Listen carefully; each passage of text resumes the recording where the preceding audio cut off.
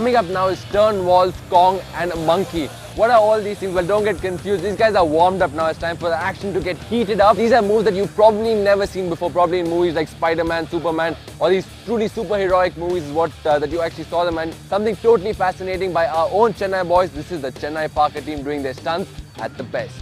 Kash vault.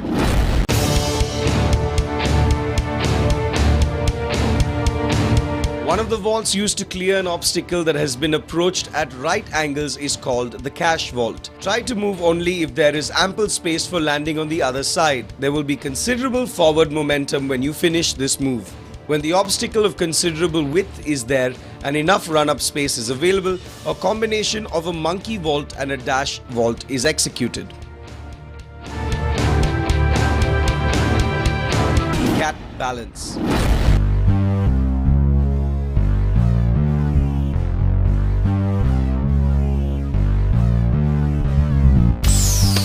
The cat balance is one of the most deceptive moves in parkour. Though it seems simple and easy to perform, it is in fact difficult, needing much strength in the forearms and the core muscles. Balance on your hands and feet with your back and calves parallel to the surface you are moving along. The knees should be close to but not touching the surface. The cat balance is useful to move along ledges and rails that don't have much room for explosive movement.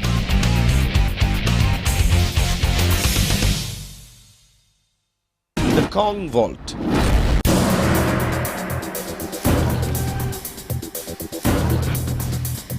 It's called the Kong vault because of the way a gorilla would move with his hands on the ground.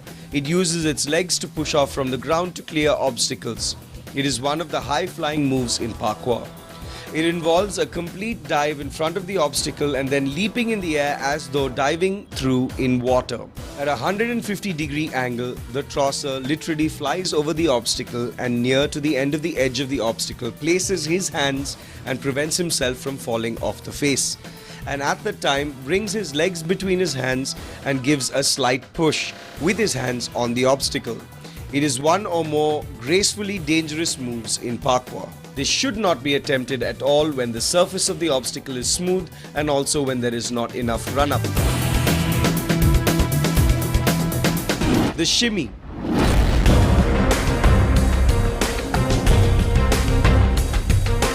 Sometimes when a ledge is available to grab or no foothold is available to climb the obstacle, then this move is used. The trosser grabs the ledge without pulling himself up, swings across using his hands and the ledge and sideways in a crawling movement. This move should not be done initially at heights. It requires a good amount of power in the arms and core strength. Scrapes and cuts of the palm are common during this move.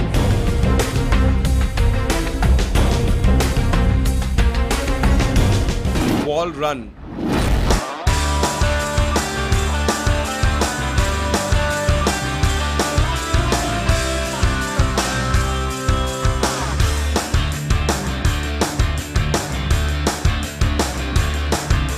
This involves running at the obstacle at a comfortable or full speed as per the height of the obstacle. The greater the height, the faster the run. Once about a meter from the obstacle, the trosser places one leg on the wall and then jumps up with the other. Once the trosser has risen to a maximum height that the one-legged jump can provide, the other leg that is planted on the obstacle comes into play. Also, do not push off from the obstacle so that the trosser maintains balance even if he falls.